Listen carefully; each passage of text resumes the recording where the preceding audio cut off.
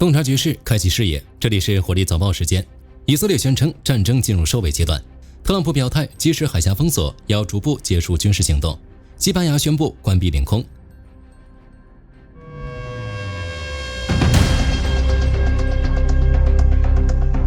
据以色列时报报道，以色列军方高层透露，在与伊朗开战1个月之后，以军几乎完成了所有预定军事目标，战争已正式进入收尾阶段。过去1个月里，以色列空军执行了数百次空袭，向伊朗境内投掷了超过13000枚炸弹，打击目标涵盖防空系统、弹道导弹发射器以及武器生产基地。以色列国防机构评估认为，伊朗的武器生产能力已被严重削弱，该国军事发展至少倒退数年。随着军事目标基本达成，以色列政治领导层已命令军队转向打击伊朗政权的经济目标。在此之前，特朗普将4月6日设为外交解决的最后期限。以色列同意在此期间暂缓打击能源基础设施，转而对伊朗其他产业发动打击，例如位于伊斯法罕的穆巴拉克钢铁公司和胡奇斯坦钢铁公司，这是伊朗最大的2家钢铁厂。对这些工业设施的袭击将在一定程度上削弱伊朗的非石油经济。与此同时，特朗普释放出最新信号。据《华尔街日报》援引美政府官员的话，特朗普已向助手表示，即使霍尔木兹海峡仍大体关闭，他也愿意结束对伊朗的军事行动。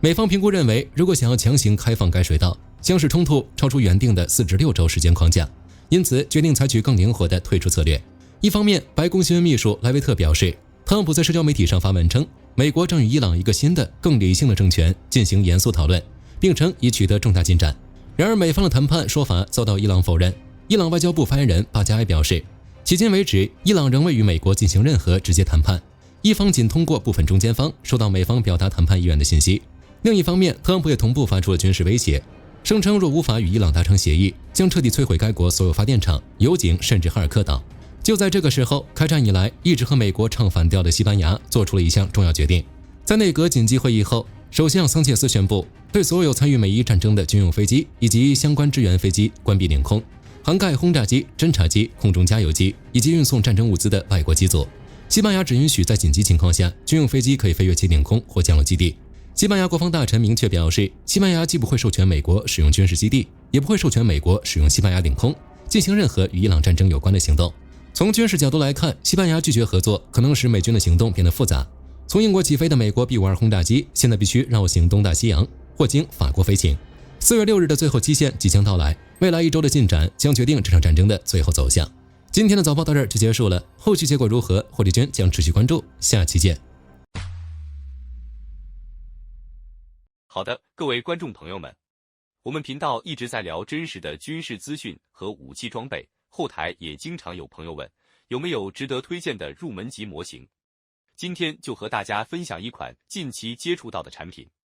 首先，它的外形还原度做得相当不错，比例准确，武器上的一些关键细节和标识也都有体现，